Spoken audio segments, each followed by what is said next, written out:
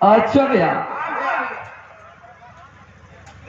बड़ा सुंदर ओर से आप लोग विराह सुनला।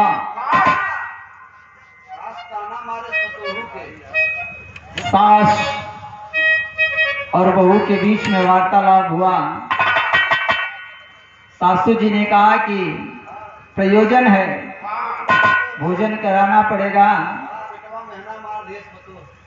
रिवाज यही, और आज भी वो रिवाज है, जब बहू घर पे आती है रिश्तेदारों को खिलाती है, रिश्तेदार को खिलाती है, परिवार के लोगों को खिलाती है। मुंह दिखाई में भी सब कुछ देते हैं लोग। रिवाज चल गया, माँ का रिवाज था, इसलिए वो रिवाज चल पड़ा। सीता जी ने सिर्फ कमेंट करने के लिए और बात पे बात कहने के लिए उन्होंने एक रिवाज बना दिया, जबकि ऐसा रिवाज जनक की धरती पे नहीं था। लेकिन उन्हें क्या पता था कि वो रिवाज एक दिन उनकी जिंदगी का एक कलंकित दिन बन जाएगा। आया ब्राह्मण बनकर के रावण और वचन ले लिया कि सीता जी एक दिन आपको, मुझे मेरे घर पे आपको, मेरे नगर में आपको,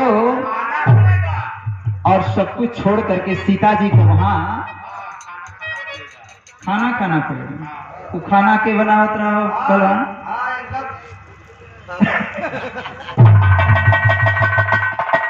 लेकिन सीता जी के सामने जब ये बात आई कि मुझे एक दिन लंका की धरती पे जाना है, तो सीता जी ने रावण से कहा कि ये वचन तो तुम्हारा पूरा होगा रावण, लेकिन शायद तुम भूल गए।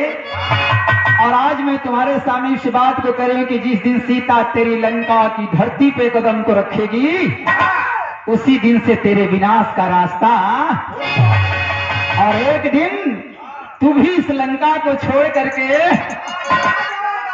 आखिर वही हुआ। रावण मारा गया और रामचंद्र जी वापस सीता को लेकर के अयोध्या फिर वही जगह पे आ गए। और जब अयोध्या में आए तो वहीं से एक अलग ढंग की अलौकिक रामायण से गीत मैं आपको देने चल रहा हूं। उससे पहले कोनो झटके से एक लाइन मूड मिजाज बना के नौजवान साथी लोग खड़ा हो गए, उन्होंने गीत बजा के दे भैया। तो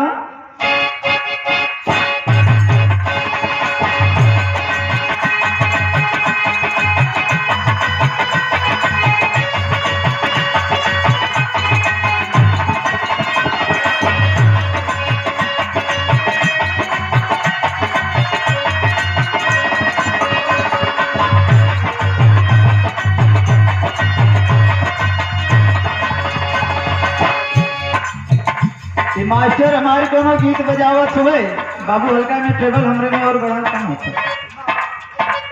किसी आशिकी और महबूबा के बीच की बात है। लड़की लड़का में प्यार भइल और लड़का सब कुछ भूल करके वही लड़किया के प्यार में दीवाना हो गया। और जब दीवाना भइल है पहलवान, एक दिन लड़किया के देख के लड़का एक बात कह ले गया। का कहले से जबरू ये कहले किया, अरे गजब के रूप तोहारी, हई गजब। बड़ा प्यार से कहत है, रानी सुना, तोहरे चेहरा के आगे सब कुछ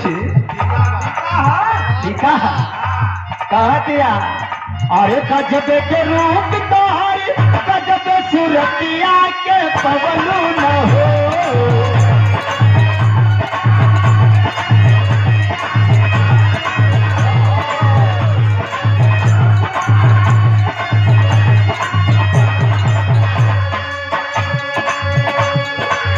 गजबे के रूप तो गजब सूरतिया के पवलू न हो, कोई हम क्या दीवाना बनवलू न हो।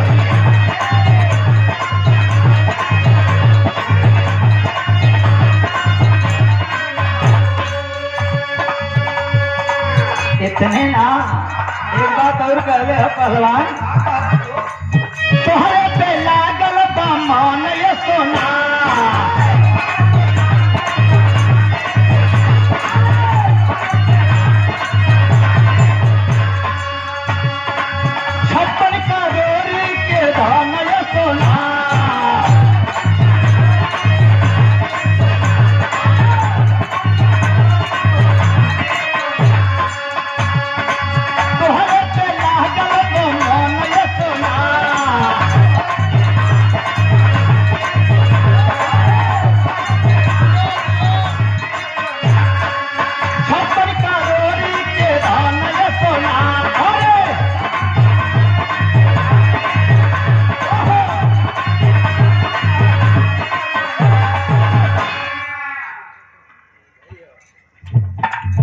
सम्मानित हमारे आपके बीच में जिनके परिचय के बारे में भी आप लोगों के बीच में हमारे बड़े भैया से सुन भैया ने बताया, बैंक के मैनेजर भी हैं और एक ऐसे नेटवर्क बिजनेस को करने का काम कर रहे हैं, किसी चीज की जरूरत नहीं है। अगर ये चाहते तो अपनी जिंदगी को है बच्ची, अपनी जिंदगी को आराम से बिताने का काम करते, परिवार भी आराम से खुशियों में जीता।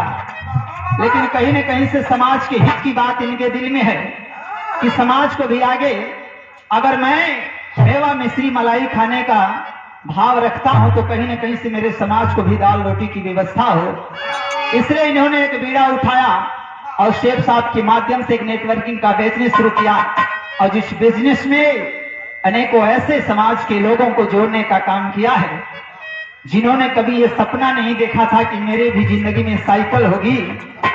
ऐसे नौजवान साथियों के सामने भी वो सपना दिखने लगा कि मैं भी एक दिन 4 पहिया गाड़ी से चलूंगा। अगर ये देन किसी की है तो इस क्षेत्र के बीच में हमारे बड़े भैया शंखा प्रसाद जी की बड़ा प्यार दुलार मिलता है। कहीं न कहीं से विधि का विधान और समय से पहले भाग्य से ज्यादा किसी को कुछ नहीं मिलता। शंखा भैया तो बगले से ले भाई का पैसा, इसलिए शायद वो समय नहीं है या समय नहीं था, इसलिए आपके नेटवर्किंग से मैं नहीं जुड़ पाया। लेकिन माता रानी ने चाहा तो मैं भी प्रयास करूंगा, आपके साथ कंधे से कंधा मिलाऊंगा समाज के हित के कार्य में।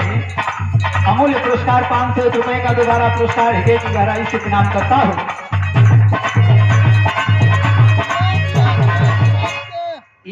अमूल्य पुरस्कार पन्ना लाल बनवासी भैया के नवरासी भैया उनके साथ में संगत करते हैं। पन्ना भैया के साथ में कई बार मौका मिला कार्यक्रम करने का, आपकी तरफ से भी अमूल्य पुरस्कार। लेकिन वो शासक ने कहा है कि तोहरे पे लागल बंधन ये सोना,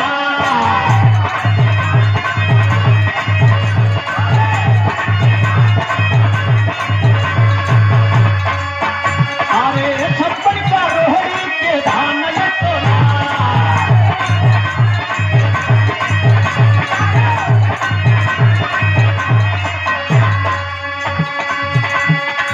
छलके बटन का हया पराई पुरती सी अवलू न हो,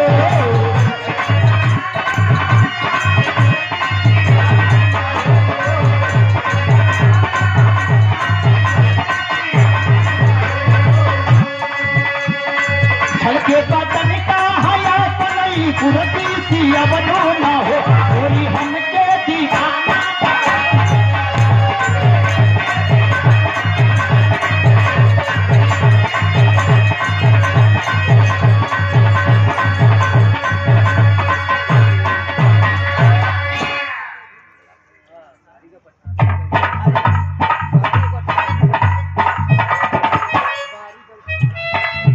बारी गांव पठार की धरती से आप इलाका के जीजा श्री की तरफ से भैया ये नाम ना बतौला, हाँ अच्छा मंगला प्रसाद भैया आपकी तरफ से अमूल्य 100 रुपए का पुरस्कार, 1 रुपया लगाए देंगे, शुभ होता है क्योंकि जीजा साला के बीच की बात है तो आपका फर्ज है कि 1 रुपया लगा करके हम लोगों को दीजिए। दोनों जन के बीच की बात हो, दोनों जन के बीच की बात है।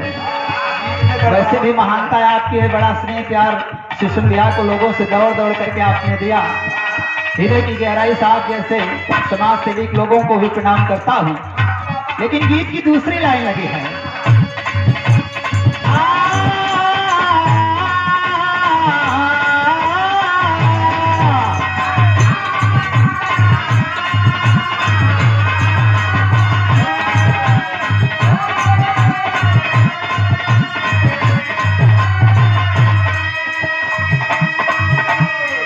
आशिक महबूबा के बीच की ये बात थी, प्यार चल रहा था, परवान चढ़ रहा था और तब तक एक घटना घटी कि परिवार की बंदिशों में बंध करके उस लड़की ने कहा कि मैं आपसे शादी नहीं कर सकती।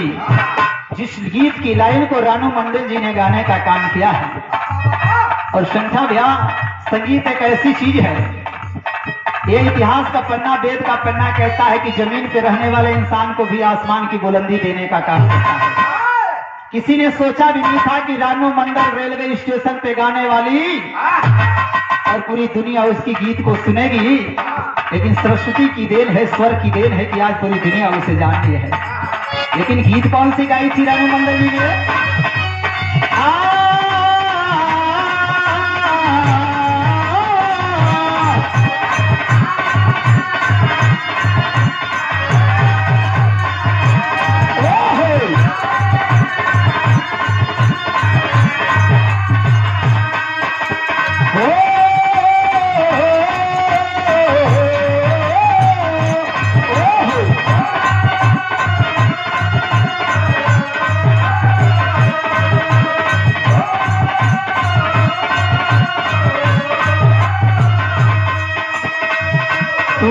ना हो पाई इसी जहां में,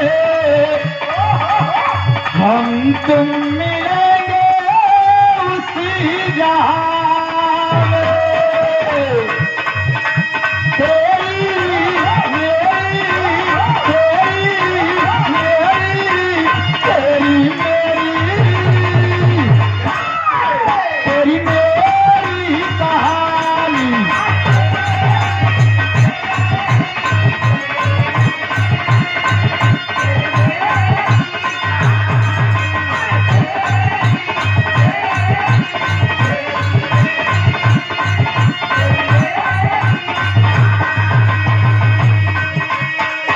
हेलो हेलो, बहुत पतला हो गया।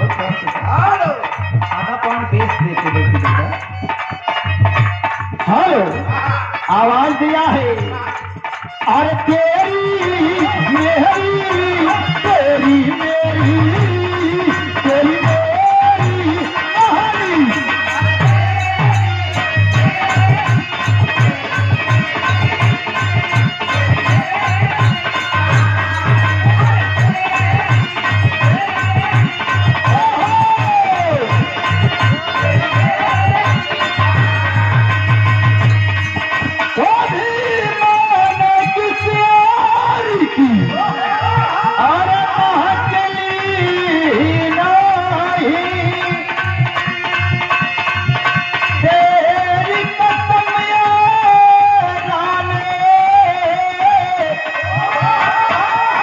किसी और को भारा छुआ ही नहीं। तेरी मेरी तेरी मेरी तेरी मेरी कहानी।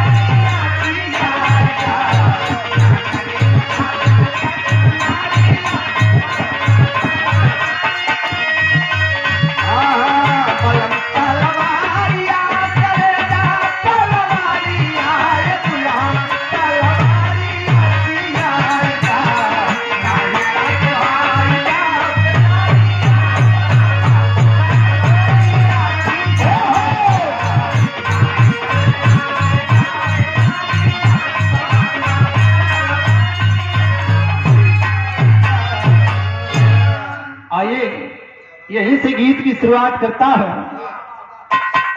और बड़ी प्यारी सी एक अलौकिक कहानी आप लोगों के बीच में बिरहा जगत से देता हूं। रामायण के पन्ने से मर्यादा पुरुषोत्तम श्री रामचंद्र जी जीत करके जिस समय लंका सहित रावण को और अयोध्या की धरती पे आ गए, और जब अयोध्या की धरती पे आए तो यहीं से गीत की शुरुआत हुई। 4 लाइन कवि ने भूमिका में दिया है, आराम से लाइन से तक कोनो जल्दबाजी ना या नाते कि सिस्टम में थोड़ा सा आगे पीछे बढ़ ले, यही से गड़बड़ है। लाइन से देगा।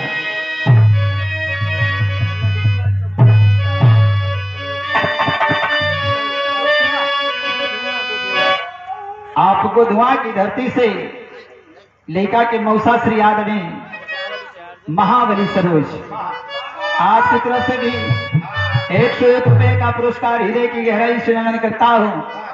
आशीर्वाद की आकांक्षा आप सभी सम्मानित जनों से, और यहीं से गीत की शुरुआत करता हूं। और भूमिका की लाइन को बड़े प्यार से कवि आदरणीय श्री जग शिरोमणि जी ने लिखा है। क्या लिखा है कि खुशियों किया भाई अवधि में जली, बन से आए लखन संग सियाजी खरारी, अस्त हो करी दीवा करी तिमिर छा गए, हंसते हंसते निसाई अपनी हुस्नी सवार, अपनी दासी सुधा से कही उर्मिला, आए 14 वर्ष पे है प्रीतम हमार, अरे खुशियों की आशा लगा देर दासे, आज मुझसे मिले मेरे प्रीतम सारे।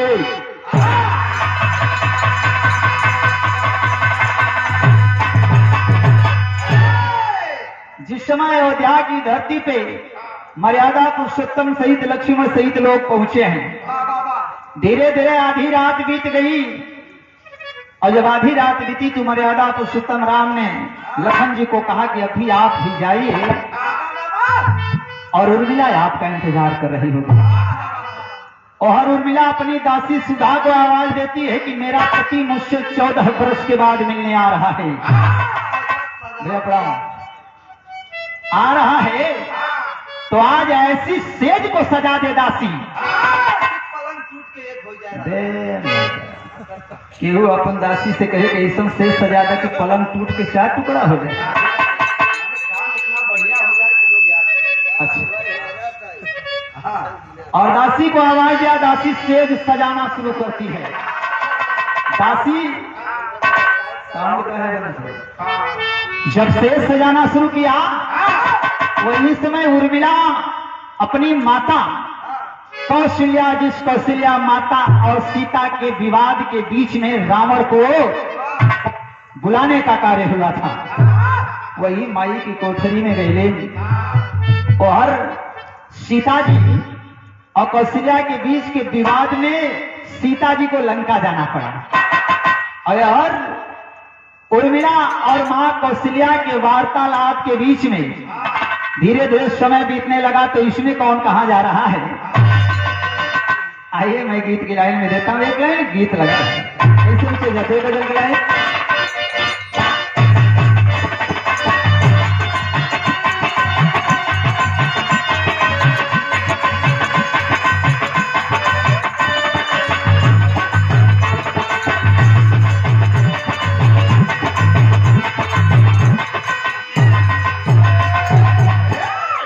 आशिक ने अपनी महबूबा से कहा, आशिक किसी तरह से दीवाना था,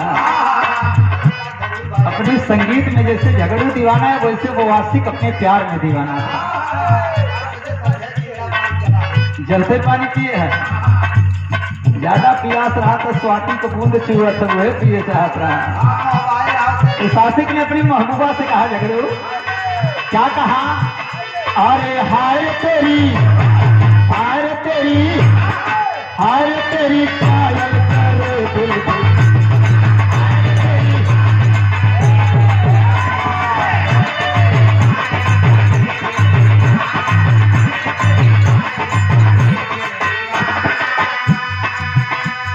मुझको बुलाए बार बार। ये दुल्हे राजा भैया, संख्या भैया, भैया को भी बैठने का जगह बता दीजिए, कब से विचरण कर रहे हैं। अच्छा कुर्सी लगी, तो फिर विचरण करत हो, हम कब से कंफ्यूज है कि भैया की दिक्कत या विचरण करत हो या इंतजार करत हो कि वो घड़ी कब आएगी, जिसका मुझे इंतजार है, कब मुझे यहाँ से वहां बुलाया जाएगा। अब वो इंतजार की घड़ी खत्म होने वाली है दुल्हे बाबू, थोड़ी देर के बाद वो समय आ जाएगा और घंटी बजेगी, जिस घंटी को लेकर के हम लोग ढो रहे हैं। तो सुन भाई, आप ही वो बज जाएंगे। लेकिन आशिक ने कहा, अरे हाय तेरी पायल करे बुलबुल,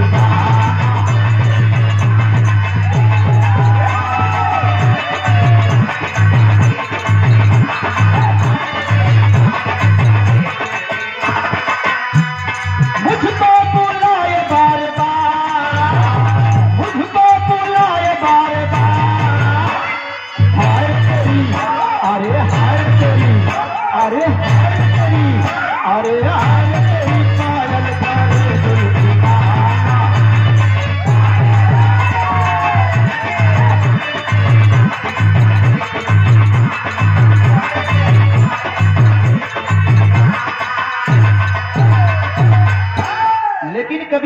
इस देश की एक सभ्यता और संस्कृति को। एक सती के कारण रावण मारा गया, लेकिन दूसरी सती उर्मिला के कारण घटना क्या घटने वाली है, आइए जरा गीत में देखता हूं। सीता जी और सीता के साथ रहने पूजा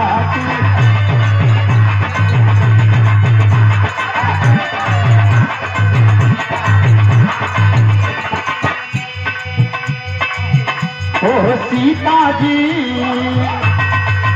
और सीता के साथ रहने पूजा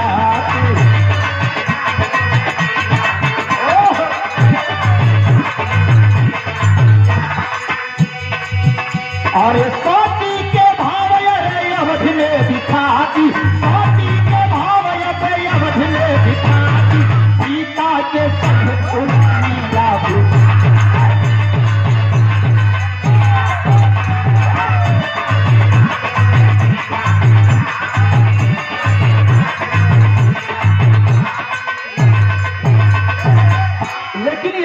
कहानी की शुरुआत है। कहानी के शुरुआत में कवि ने भाव दिया है, लेकिन कैसे चीज लाएंगा।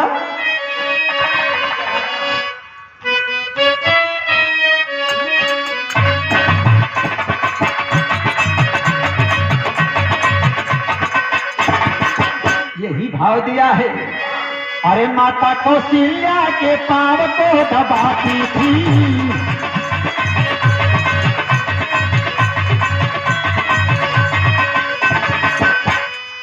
दिया बच्चन यारे बात में बताती थी,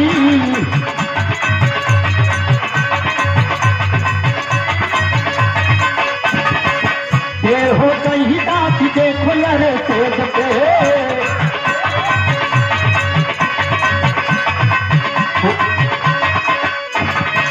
हो गई रात अब दासी के अधेरे में,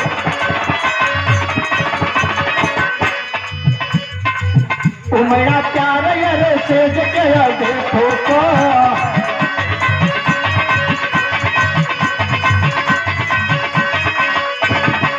कोई है दासी अरे सेज के तब ऊपर,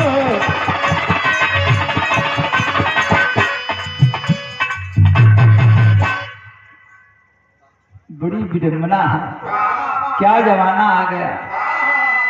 400 बराती नाऊ ठाकुर ऊपर से, 50-25 से दुल्हा बेचारा अपने हाथे मोड़ लिया के रखा था। कैसन बराती तू लोग हो भैया, सुतर हुआ आप लोगन के तो एक शीशी लेके पानी में मिला के का शीशी, क्या जमाना आ गया। चिंता मत करो भैया, जितना लोग सुतर है रिकॉर्डिंग हो, वो लोगन के घरे जब बियाह करी ना तो हम शीशी ले ले, तो ये लोग तो जनवासी में सुतल, हम लोग जा करके वही मड़वा के बीच में सुतल जाए, तब समझ में आई। लेकिन आखिरकार रात बीत गई और सेज सजावट सजावट दासी के महक जब शरीर में लागल गया, सुगंधता को रोक नहीं पाती, और दासी वही सेजिए पे पहलवा चित्ते सुतल है, चारों खाना सारा चीज ऊपर। लक्ष्मण जी हर चलल हो, अपन दुल्हन से मिले खातिर उर्मिला से जब चलल हो, अपन कोठरी के दरवाजा के खोलले, और जब दरवाजा खुलल हो, कैसन समान से सोचले कि 14 बरस के बाद आए ही, काफी देर से हमारे उर्मिला भेजत है, जो है ताकत तो थक गई जा मामा। चिंता मत करो, ऐसा वीर रस सुनाओ कि कोड़ हाथ हम लोग तोड़ ताड़ ले, करताल पड़ताल से हाथ को तोड़ ले, हम लोग सवेरे से दवाई कर रही है, तब तो यह कि वीर रस गाना होता है। यही गनवे में तो वीरो रस दिखाई। 51 रुपया के पुरस्कार मामा श्री की तरफ से गिरे तरिए ऐसा है, एक बित्ता से अगर 1 कुंटल मार सकिला, 4 इंची छोड़ के लगा दे, 4 इंची छोड़ के अगर लगा दें जब विष्णु के ना ही छोड़े समार समाज, जब विष्णु के ना छोड़ ले तो फिर दुनिया में और के कर औकात हो। गीत के आगे बढ़ाई होकर पहले संख्या भैया अगर इच्छा हो तो एक लाइन पवारा सुनाई पसियऊ गीत, अहिरऊ गीत तो बहुत सुन ले होगा, गड़रियऊ गीत तो बहुत सुन ले होगा। पसियऊ गीत बिरादरी की बात है। एक लाइन बजा बच्ची फिर बिहार की लाइन के आगे बढ़ा दे, बजा के जाओ।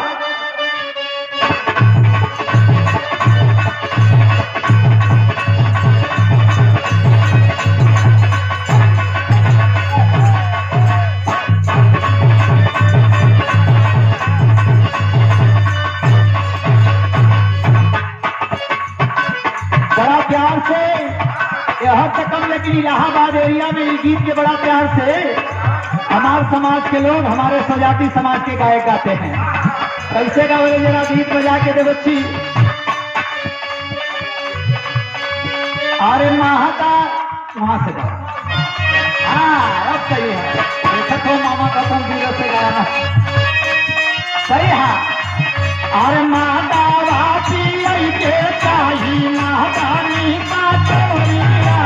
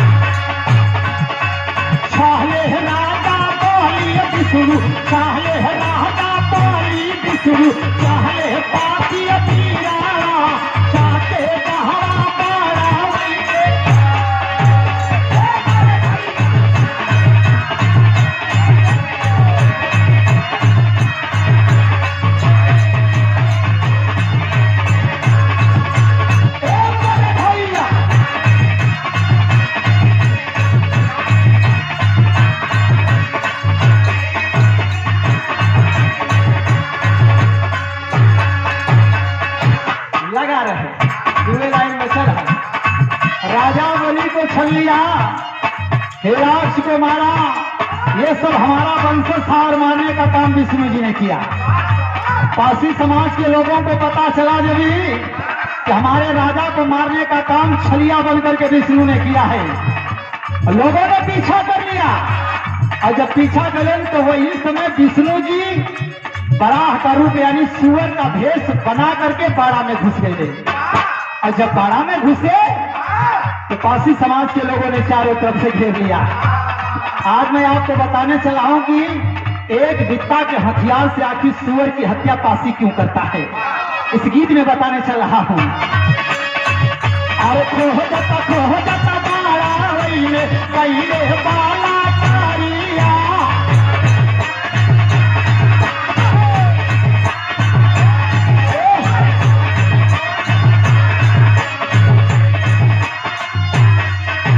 खो जाता बाड़ा वहीने पहले बाला कारिया, जहां विष्णु सुअर बन भूखा।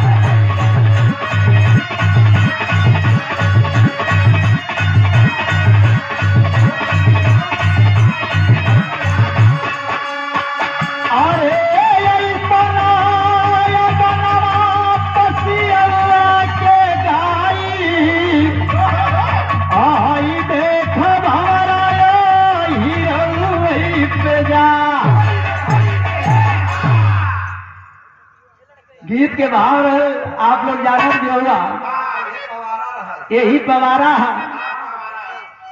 लोग कह रहे हैं कि हीके का काम करे ले। अपने राजा को मरते हुए देख करके समाज के लोगों ने कहा कि हमारे समाज के राजा को जिसने मारने का काम किया है उसको ऐसी मौत मारने का काम हम लोग करेंगे कि काफी देर तक वो चिल्ला करके मरे। इसलिए मारने का काम किया इतनी देर तक जो जानवर वो चिल्लाता है, तो कारण यही है कि विष्णु को खोजने का काम मेरा समाज किया। उतने पे भी नहीं मन रहा। लोगों ने कहा ये समाज तो जानवर को खाता है लेकिन इसे नोच नोच करे। उस समय इसलिए कि उसी एक एक अंग के बीच में उस विष्णु को खोजने का काम समाज कर रहा था। समय बदल गया, स्थिति परिस्थिति बदल गई, पासी समाज कहां खाता है अब तो। आइए लेकिन गीत की तरफ चलता हूं, बिरहा के लाइन से गीत बजा के जब बच्ची पर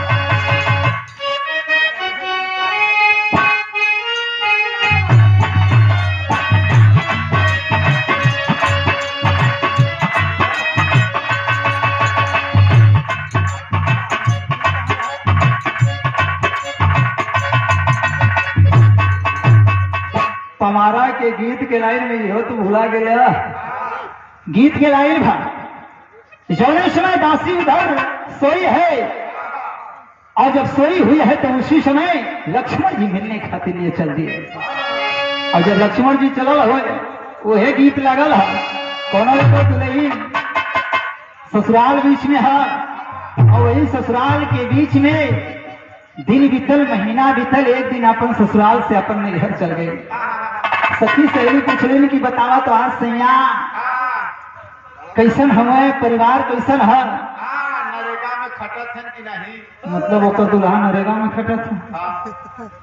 कहे का बताइए सखी, राती में जब गर्मी होला ना हमार सैया हमारे पास में ना रहेला। कहे तब कहे वो तो चल जाला बाहर। कहे बात कहू बात के बतावा। वह समय वो बतावती आई है भाव बतौले है कि रतिया होली करलिया ना डोले पवना।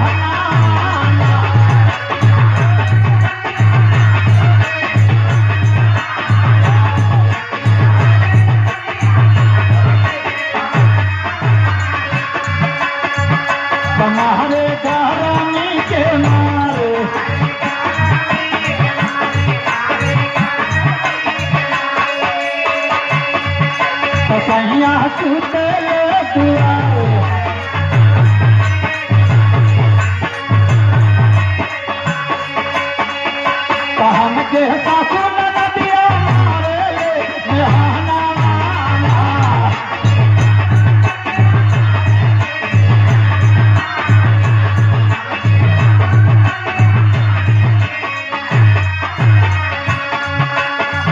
लेकिन पहलवान ओकर सहेली यही करे, सहेली की तरह थोड़ा तेज रहे।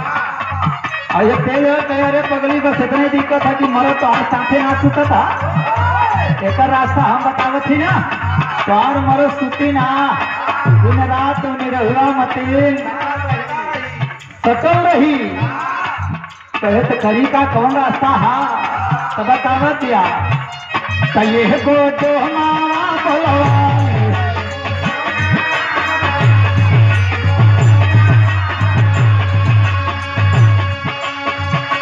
कोई को देहनिया बनवाले।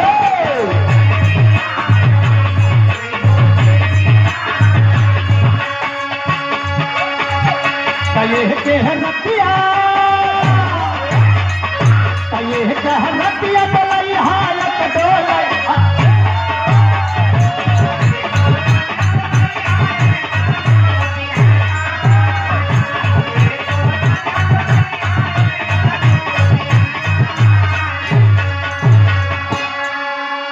लेकिन जब लक्ष्मण जी पहुंचल हुए तो देखत का हुए, तो पहुंचे लक्ष्मण जब किया पाने सुजहरिया।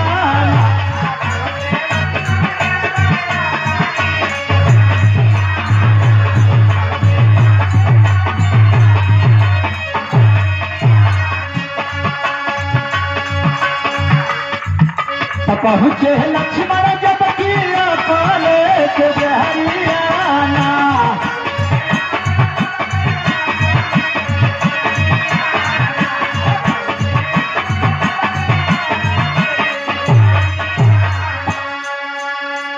तो समझी उर्मिलाया नारी,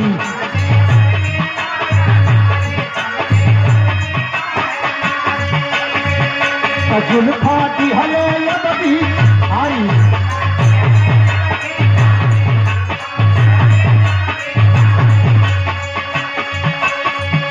तब दवा जान के भैया तो धिकया रे पुतहरियाना।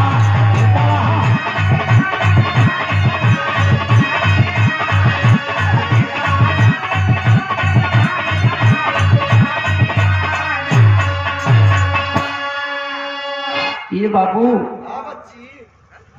जौन समय लक्ष्मण जी पहुंचलन तो देखत हुए कि दासी की सुतल है, लेकिन समझत हुए कि उर्मिला सुतल है।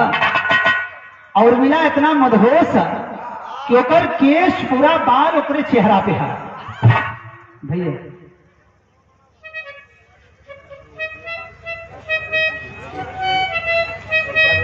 आदरणीय हमारे आपके बीच में दुल्हा भैया के, बड़े भैया की तरफ से, रवि भैया की तरफ से, अच्छा छोटा भाई आदरणीय डॉक्टर साहब की तरफ से, आप भाई की तरफ से 100 रुपए का पुरस्कार भैया के बार बार पहले कितना हमारी जबरदस्ती तरक्की करें। अभी MBBS कर चुके हैं कि कर रहे हैं? कर रहे हैं, इसीलिए 100 रुपया है, नहीं तो डॉक्टरों की तो फीस ही इतनी होती है, हम लोग कम से कम 2000 पाते हैं। माता रानी कृपा करें, अच्छे पद पोस्ट में पहुंच करके अपने समाज के नाम को रोशन करने का काम ये भाई रवि जी करें। लेकिन शनिश में दासी के पास में पहुंचे, उर्मिला समझ करके केश को हटाया है पहलवान। पति से पत्नी का मिलन होगा, पत्नी को समझ करके जिस समय लक्ष्मण जी ने दासी के केस को हटाया है, उर्मिला समझ के केस हटौलन देखत हुए तो सुधा, अरे हमारी सेज पे तेरी औकात कैसे हुई? दासी थर थर थर थर कांपत है। आजकल के मालिक अगर होते न कि मलकिन ना है न घरवा में नौकरानी आ गई है, अगरबत्ती जलाओ, अपन विपद बताओ था। आखिरकार वही जिस केस को हटाने का काम लक्ष्मण जी ने किया था, वही केस को पकड़ करके और घसीट करके अपनी कोठरी से बाहर कर दिए। सारी मशीन हवा गई, सारी मशीन थर थर कांपे लगे। पूरे अयोध्या के बीच में रहने वाले उस महल के बीच में लोग देखने लगे, रे सुधा के साथ में लक्ष्मण जी ये क्या कर रहे हैं, कारण क्या है। आखिरकार जब बाहर निकाला है, क्रोध की प्रतिज्वाला में जलने का कार्य उस समय दासी सुधा करती है। इतना अपमान, क्या गलत मैंने कर दिया, अरे मैं सो ही तो गई थी और उस नींद के कारण मुझे इतना बड़ा अपमानित कर दिया। क्या कहिए, इसका बदला मैं इनसे जरूर लूंगी। उर्मिला ना आई हो, लक्ष्मण जी अकेले जाके वहीं से जिया पे सुत गए। और जब लक्ष्मण जी सुतल हो, दोबारा फिर से दासी निकलती है पंचो, और एक तलवार को उठाया है और उसी कोठरी के अंदर आई है। और जब कोठरी के अंदर आई और कोठरी में लक्ष्मण जी सुतल हुए, नींद में इंसान मृग के समान हो खेला। जो शेषनाग का अवतार है, जो लंका की धरती पे कहर को ढहाया है, विभीषण की भावनाओं को परखते हुए मेघनाद को मारा है, आज उस इंसान के सामने एक अबला नारी तलवार लेकर के खड़ी हो गई। और जब तलवार लेके खड़ी भई तो भाव लगल ये गीतिया के लाइन जो बजाओ तो यही से एक लाइन है और होकरे बाद फिर गीत के लाइन है। लेकिन शरद का हसुरावस में कवि ने भाव दिया है, कली हले हाथे ताला बरिया,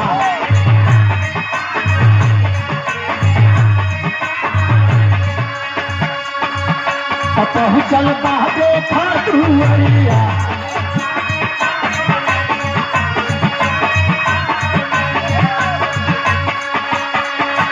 पटले दासी बाटे देखाया महापुरियाना।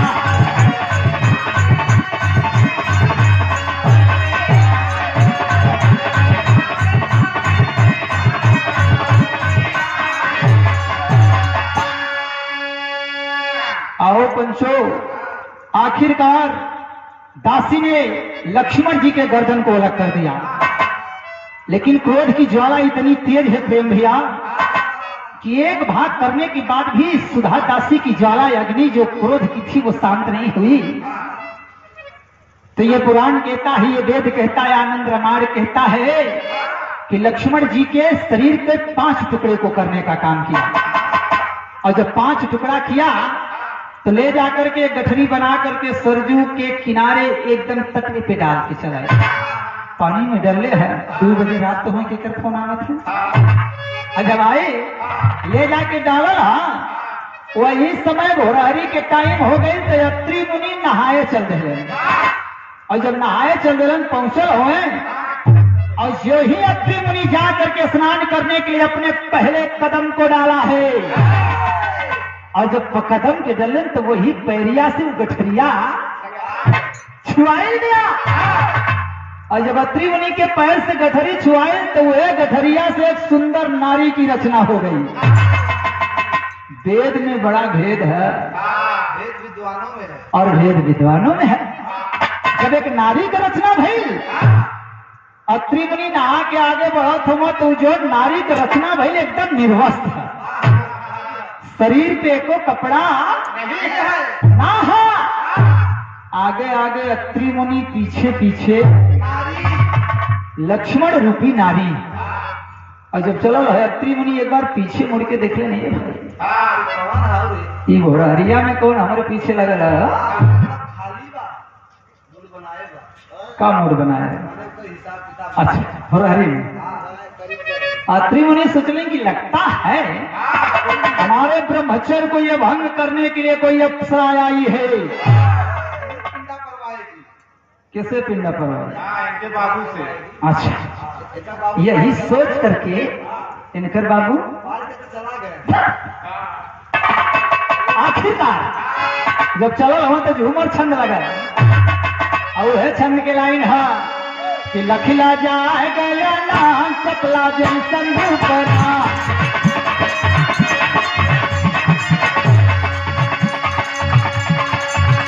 लखिला जाए गया ना चपला जैसन रूपना, चहली मुनिवर के संग मन मार जमी।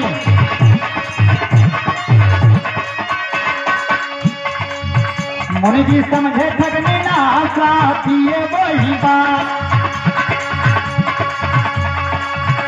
साथ दिए। मुनि जी समझे ठगने ना साथिए वही बात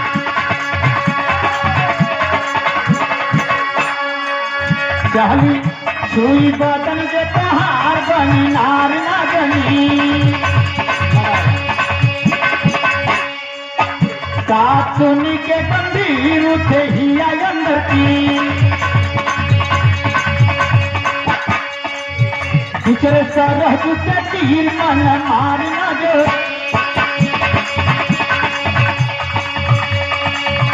आजा सुनी भगवान चल तीर हनुमान आजा सुनी भगवान चल तीर हनुमान पहुंचे सरह के नार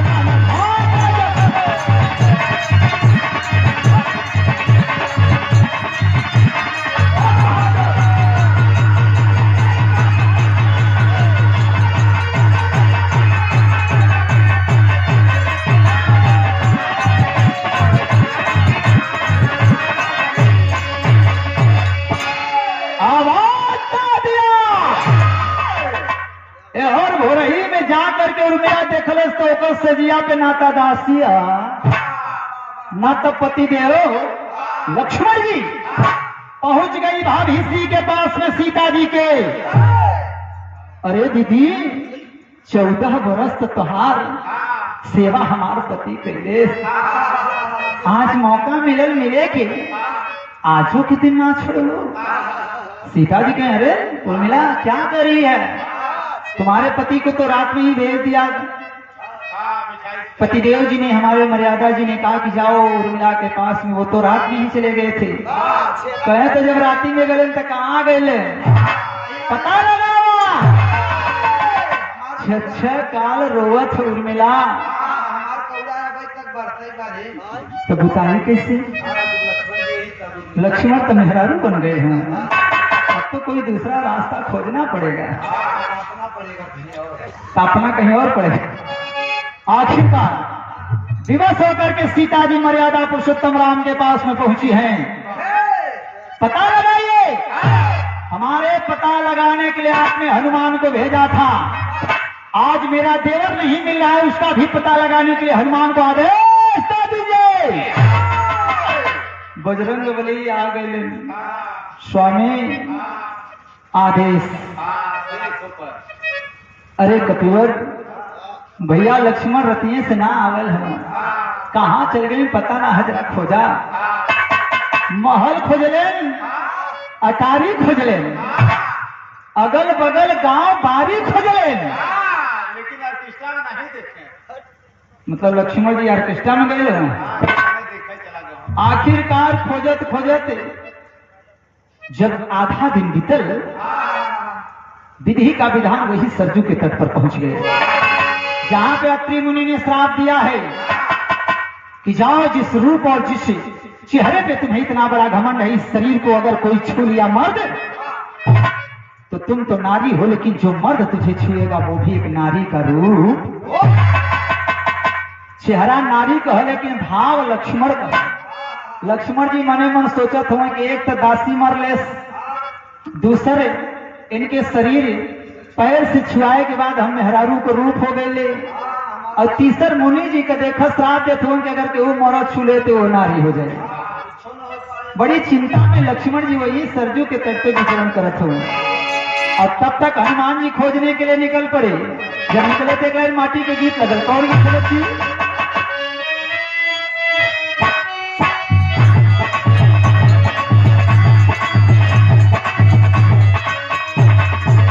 ये की था अरे के लिए से आवे बाबा के पीना हो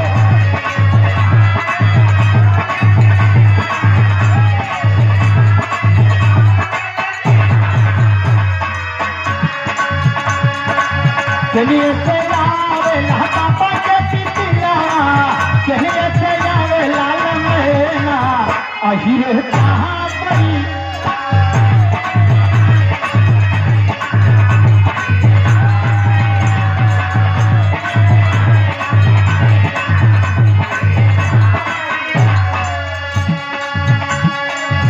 लेकिन हर जब हनुमान जी चलो हो तो कवि ने भाव दिया है बिचरच्चा कोरी रही सरहद के तीरा हो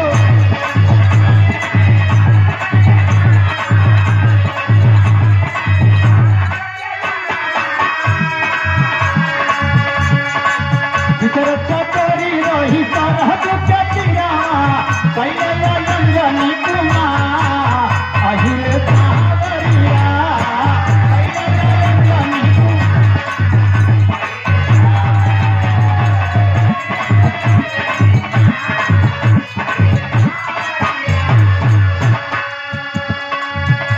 खोजत वही सरजू के तट पे गए जहाँ दुल्हन के रूप में लक्ष्मण जी विचरण करत हुए अगल बगल देखलन केहू दिखाई ना दिले बालाजी महाराज के मन के अंदर इच्छा जाहिर भई बालाजी मतलब समझत हुए ना इनके भौजी को भगवान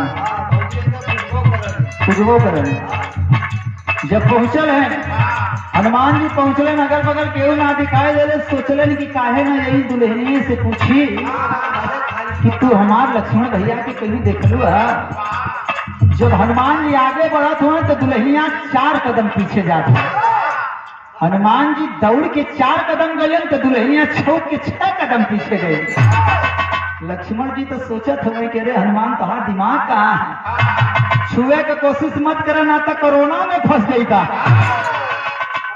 ये पंचो लेकिन हनुमान जी बर्दाश्त ना कर पावत हुए लक्ष्मण जी पीछे जाते हुए हनुमान जी पीछे औले हुए आखिरकार लक्ष्मण रूपी वो दुल्हन खड़ी हो गई जब खड़ी लक्ष्मण रूपी दुल्हन हुई है 102 नंबर आ गया अगर कोनो मेहरारू खड़ी हो जाए तो 102 नंबर का है और जब दुल्हन के पास में हनुमान जी पहुंचले तो बोलत ना है लेकिन वही समय दुल्हनिया का चक्कर जैसे ही दुल्हनिया यही दुल्हन के चक्कर हनुमान जी लगावे लगे और जब हनुमान जी लगावे लगे तो विधि का विधान देखा कि हनुमान जी को जवन पिछवा पोछिया रहा वो है दुल्हनिया के शरीरिया से और जब छुआई है तो भइल का बात कि बाला से पूछे लागे लखन के खबरिया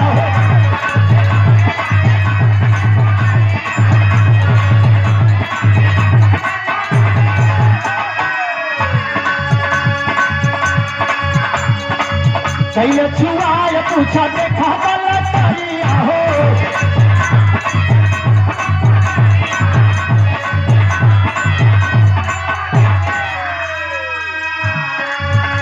अरे पन गए मरादा वासे नारे हीरे सावरिया हनुमान जी को पोछ छुआई शरीर से शरीर टकराई तो हनुमानो जो एक मेहरारू को रूप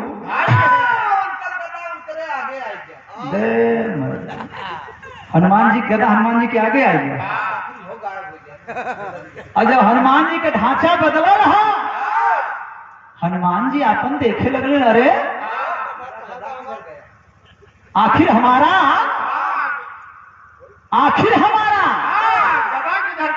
गदा तुम्हारे घर चला गया आखिर जब गदा ना दिखाई दे था और तब तक लक्ष्मण रूपी दुल्हन आवाज देकर के लक्ष्मण की आवाज में हनुमान जी से कलश कहा हो बालाजी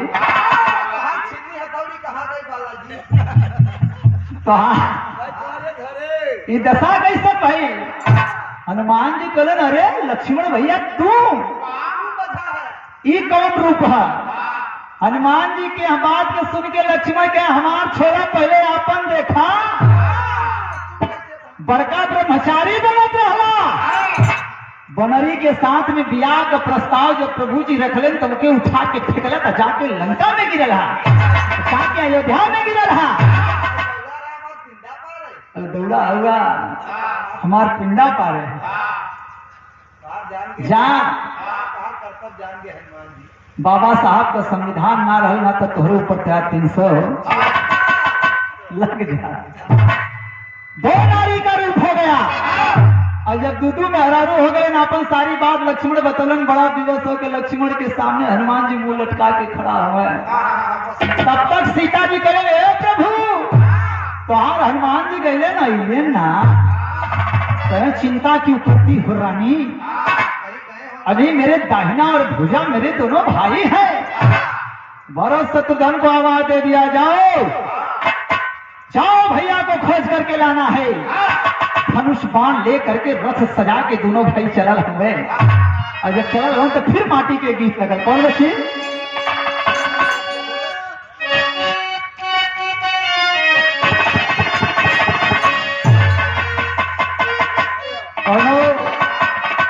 ननद भौजाई के बीच के बात है झगड़ू, बीच के बात ननदे भौजाई जाए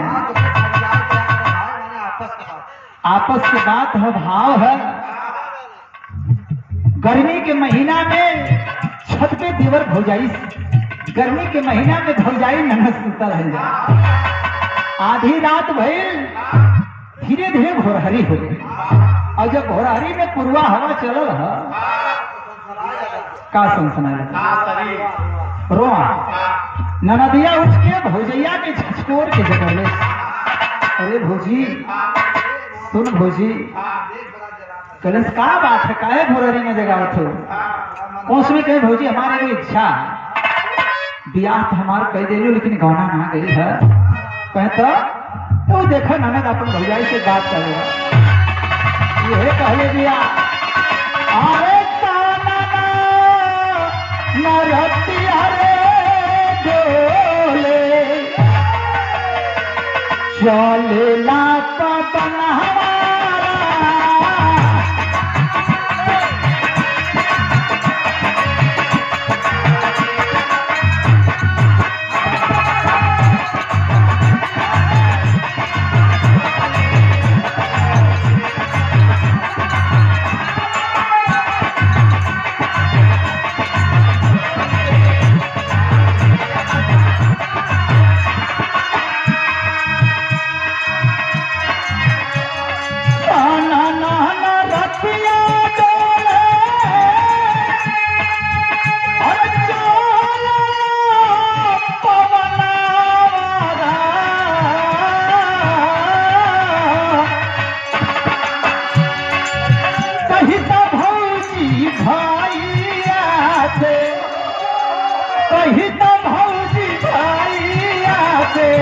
कैसे नो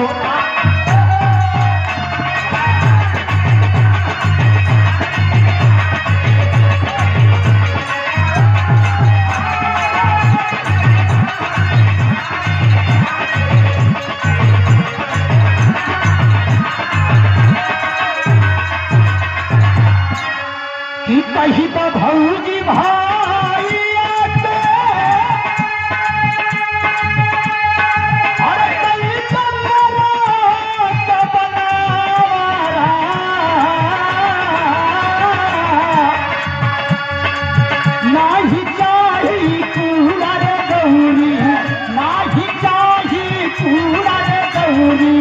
ना चाहिए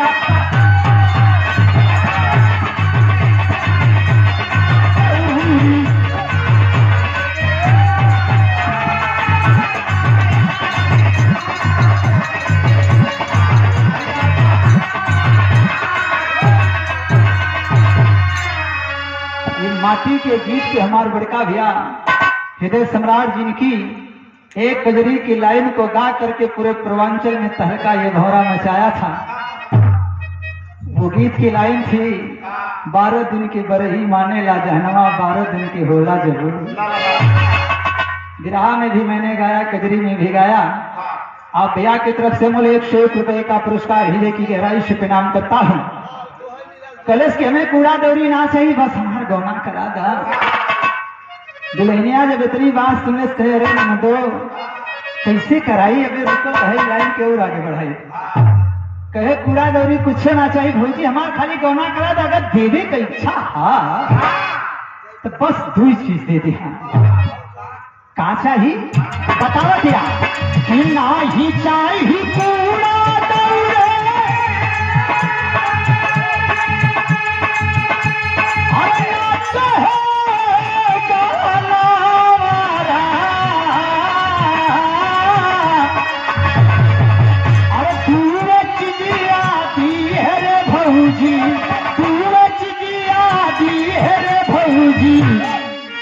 चौका यौरी बेलन हमारा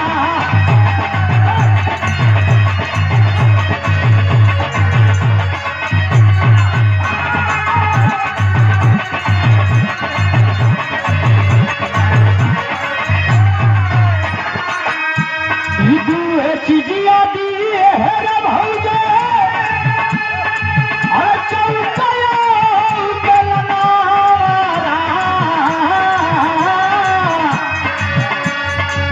लैया का टपटाल रे खीले लैया का टपटाल रे खीले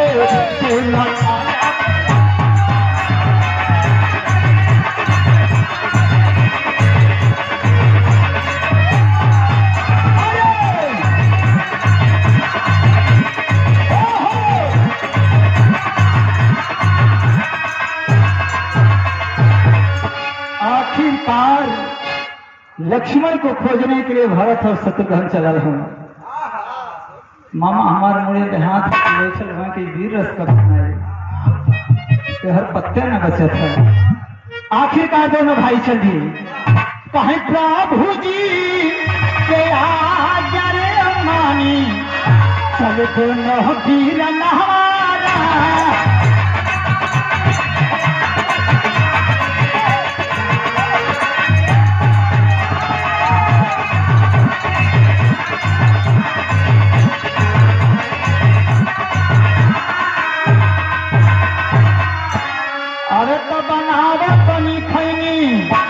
अरे बनावा तनी खैनी ए हो पहलवान बनावा तनी खैनी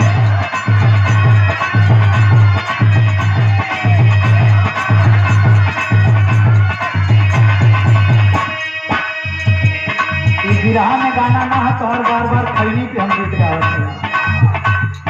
चलो तुझे ने खैनी बनाओ भाई लॉकडाउन वैसे लगल बा भैया लोग सब लोग क्वारंटाइन में होगा ये हुई ना लेकिन अरे छोड़ो काम लेकिन यार दोनों भाई चलल हुए इसलिए गीत की लाइन से आवाज दिया अरे हरी जी के आज्ञा रे पाई चल दोनों वीर हमारा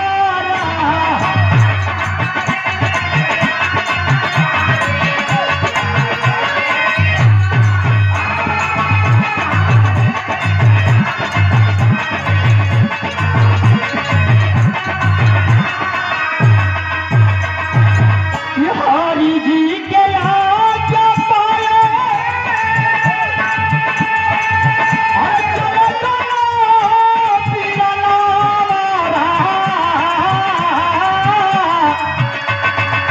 पहुँचे अरे सरहद रे पीरामा पहुँचे अरे सरहद रे पीरामा कहाँ दी गो जनना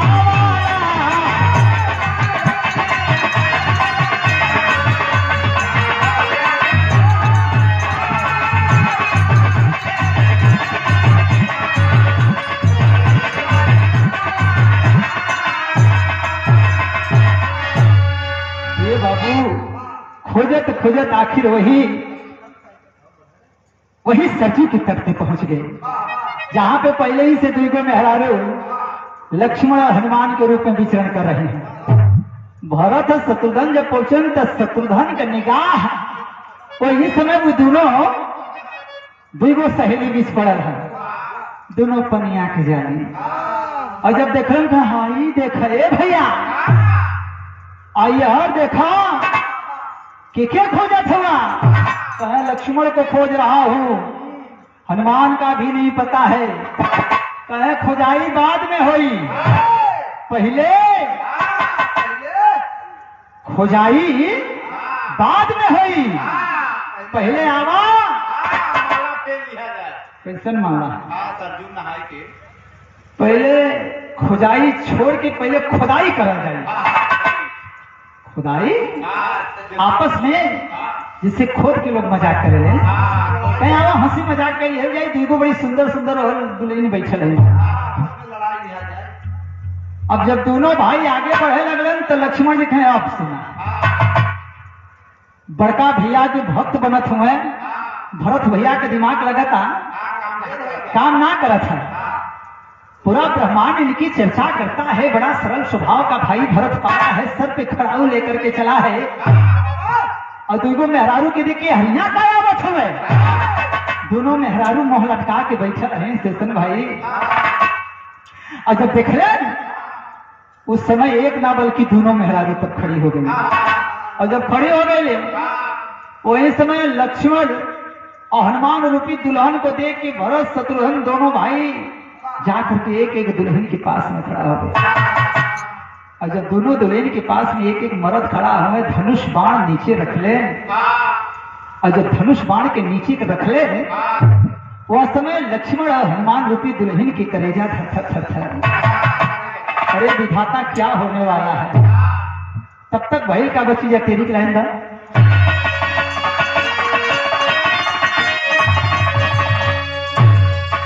नैनों में मध के प्याला था भरा। अरे नैनों में मध के प्याला, ओ नैनों में मध के प्याला था भरा। सरिता के संगम में ली अंगड़ाई काला।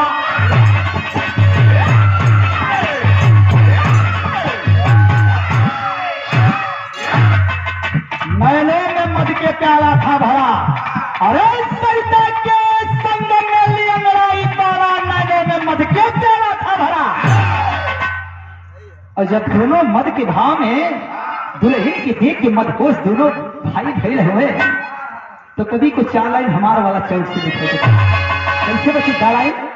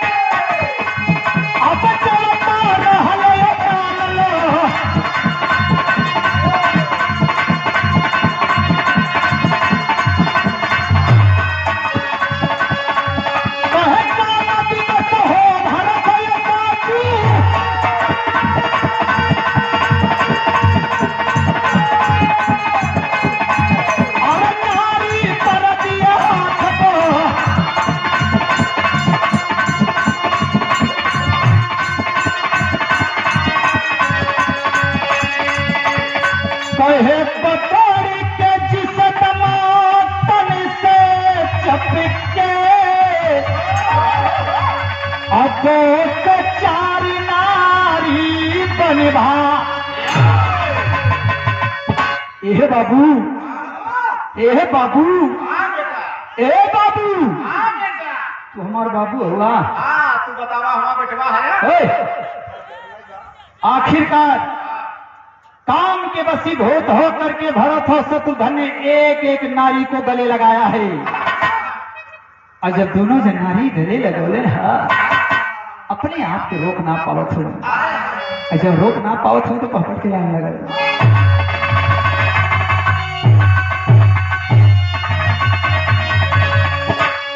अरे देखले दोनों बाला के चेहरा मनवा मोहेला। अरे देखले दोनों बाला के चेहरा मनवा मोहेला। और जुर्म हवे आखी के काचारा मनवा।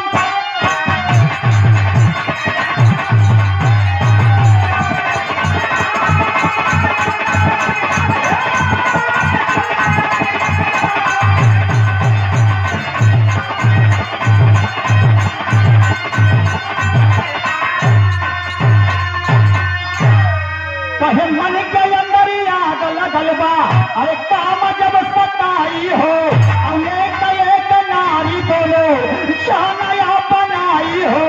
अरे तजुर्म हवे मनवा के मनवा मोहेला।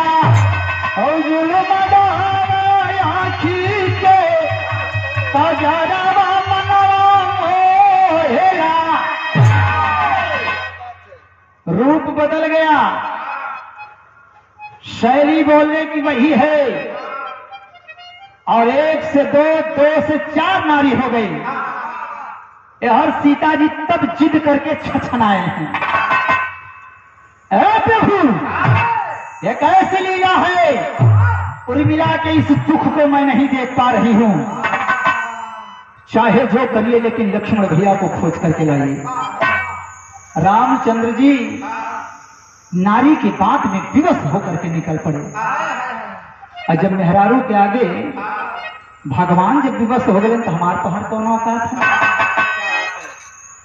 क्या बात है। हनुमान जी भरत शत्रुघ्न लक्ष्मण तीनों चारों जन नारी बनकर के उसी सरजू के तट पर विचरण कर रहे हैं, और तब तक हर तीनों लोग के मालिक मर्यादा पुरुषोत्तम श्री रामचंद्र जी निकल पड़े, और जब निकल रहे तो आधा खिलाने लगे। तो हमारा लिखा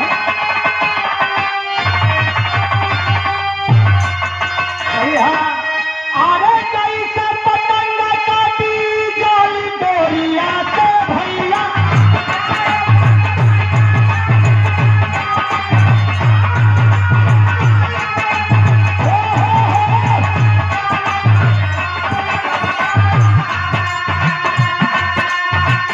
आके धारा दिया पे गिरे माया,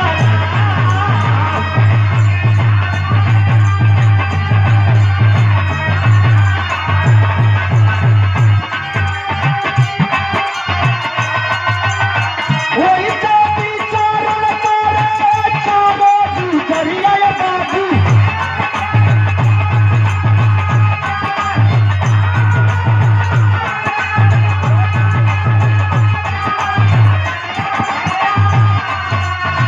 सरजू के कहता बैठे होई के लता,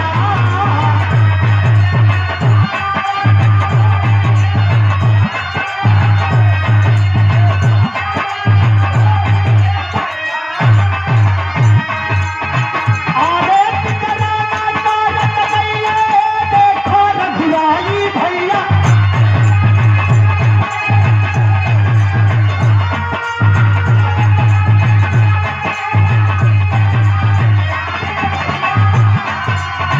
चारों दुल्हिया बैली चरण पीछे जा,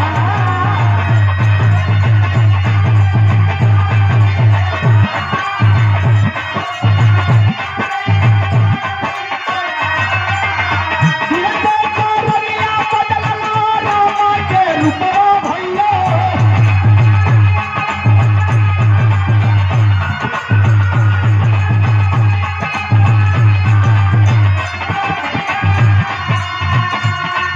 अमर दोस्त राम धैर्य नारी रूप जा।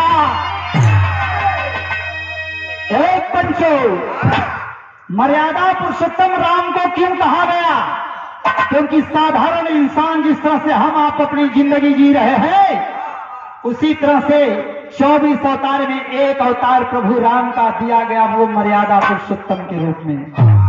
एकदम साधारण इंसान की जिंदगी आपको जीना है, तो जब साधारण इंसान की जिंदगी से इधर चल दिए खोजने, और चारों जन सोचलें कि अब तो भगवान आ गए, इनके चरण को छू करके जिस समय चरण को हम लोग छूने का काम करेंगे तो हम लोग अपने रूप में आ जाएंगे, क्योंकि करता धरता तो यही है। श्री राम के पास में पहुंच गए, और जब ही चरण को छुआ है, वो इसमें पता चला कि श्री राम श्री राम श्री राम नारी हो गए, मेहरारू हो गए। तोहरा नाम तो श्री राम है। एक के पीछे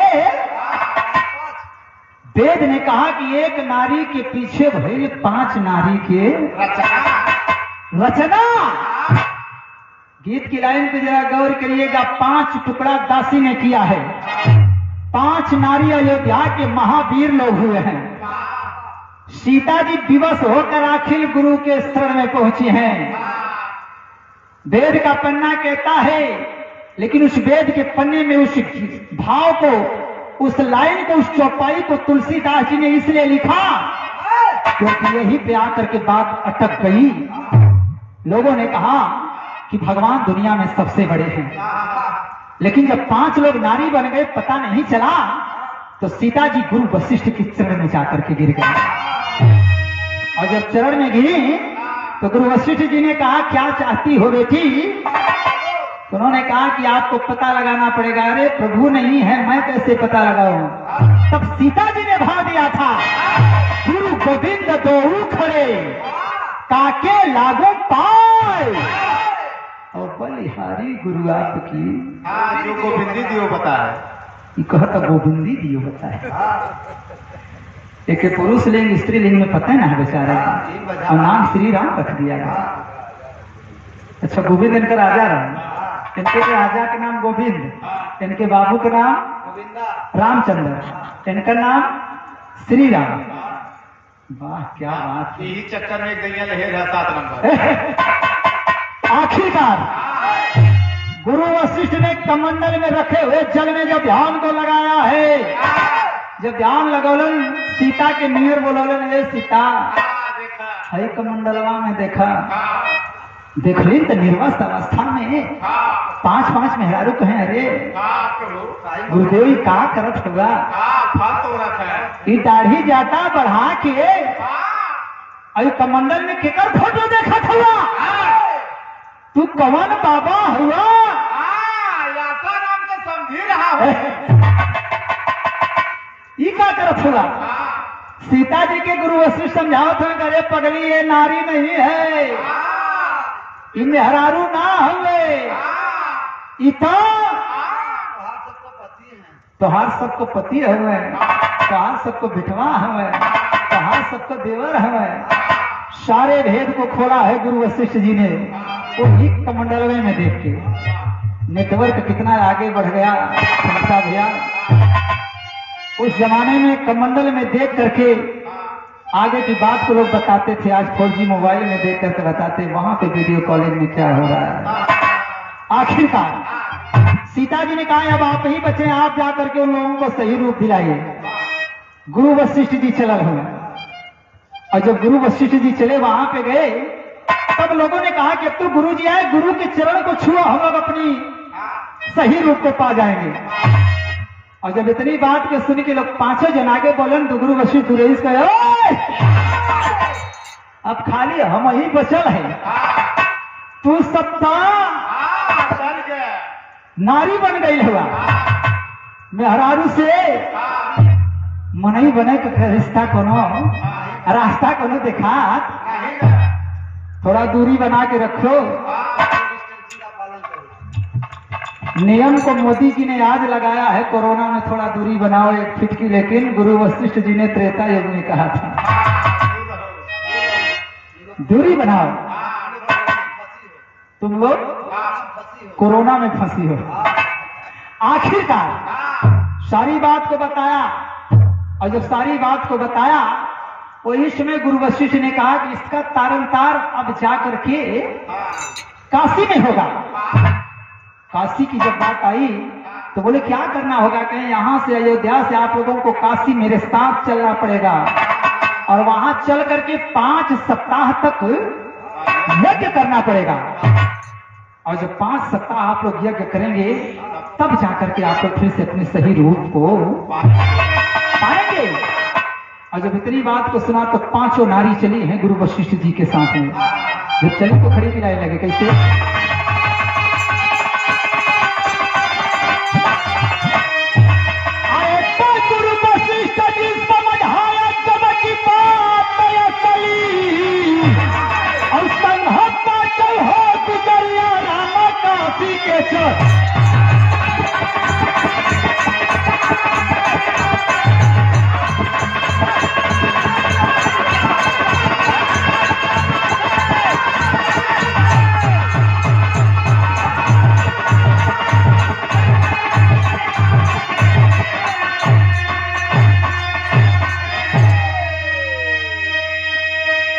गुरु वशिष्ठ जी के साथ में 5 नारी चली है। अयोध्या से जब काशी के लिए निकली तो रास्ते में हो क्या रहा है? कहता चनारी चली जब अरे मुनि जी के संगा अरे नगर निवासी बाबू बोले आगे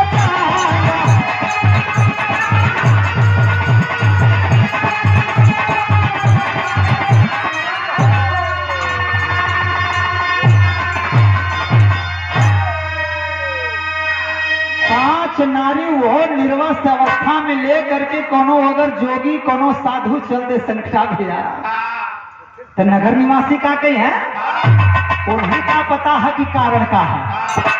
लेकिन गुरु वशिष्ठ के साथ में देख के अयोध्या से ले करके और काशी के बीच के रास्ते में जौन जौन जिला पड़ा, चाहे वो फैजाबाद पड़ा, चाहे वो जौनपुर पड़ा, चाहे वो भदोही पड़ा, इलाहाबाद नहीं पड़ेगा, मिर्जापुर भी नहीं पड़ेगा, क्योंकि मिर्जापुर बाहर था, भदोही और बनारस एक में था।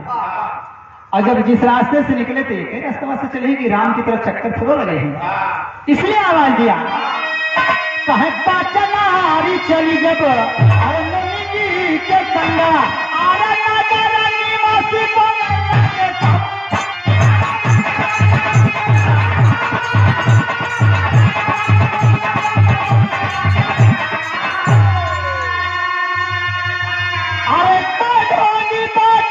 पुजरिया नाम काशी नगरी और कैया बटया हरि हर काशी नगर।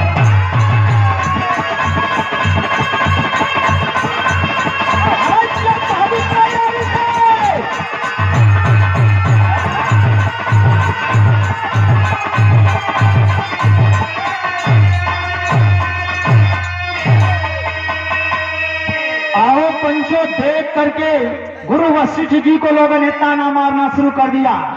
5-5 निर्वस्त्र नारियों को लेकर के जाने वाला ये बाबा कौन है? आखिर ये है कौन? आसाराम रहा ऑर्केस्ट्रा खोले तो काबू होगा।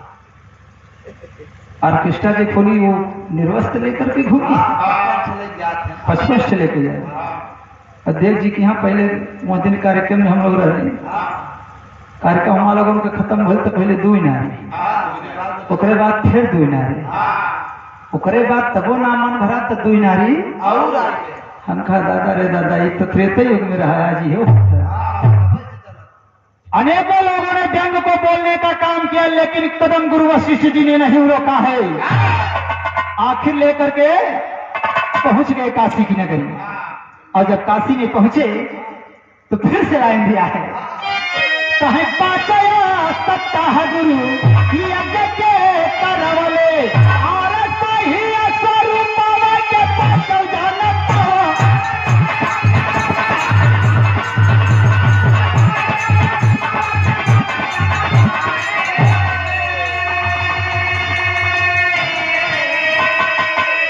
पांच सप्ताह को यज्ञ को करने का काम किया, सही रूप को देने का कार्य फिर गुरु वशिष्ठ जी ने किया है। लेकिन वेद का पन्ना कहता है जिस दिन आने का कार्य किया था रामचंद्र जी ने, उस दिन दीपावली मनाया गया। लेकिन उसके बाद एक दीपावली और मनाई जाती है जिसे देव दीपावली कहा जाता है। जिस देव दीपावली पे नरेंद्र मोदी जी आकर के भी बनारस की धरती पे आप लोगों ने देखा तो दिया को जलवाने का काम किया था। वो दिन कोई दूसरा नहीं था जिस दिन 5 नारी को फिर से रूप देने का काम किया गुरु वशिष्ठ जी ने। उस दिन देवता पुष्प बरसाने का काम किए और जगमग जब पूरा देश हुआ, जगमग पूरा वतन हुआ, जगमग पूरा राज हुआ, उसी दिन एकादशी देव दीपावली हो गया। इसलिए कवि ने प्रमाणित करने का काम आनंद रामायण से किया कि सप्ताह गुरु यज्ञ के रचवले स्वरूप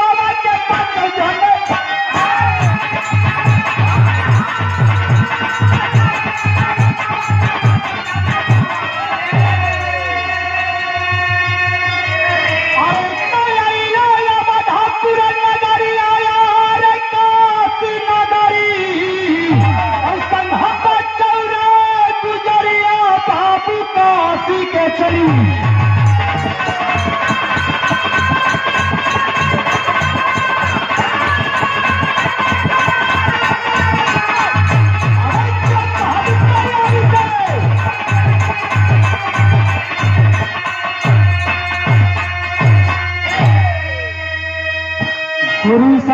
गुरु राम मूर्ति सुख भय स्वर्गी केवा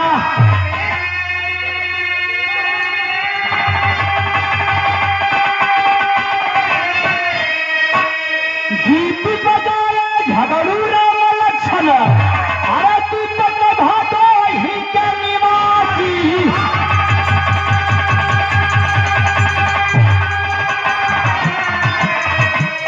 नैनों में मद के प्याला था भरा रक्षा रमेश कायब परिहाट मधुबाला नैनों में मद के प्याला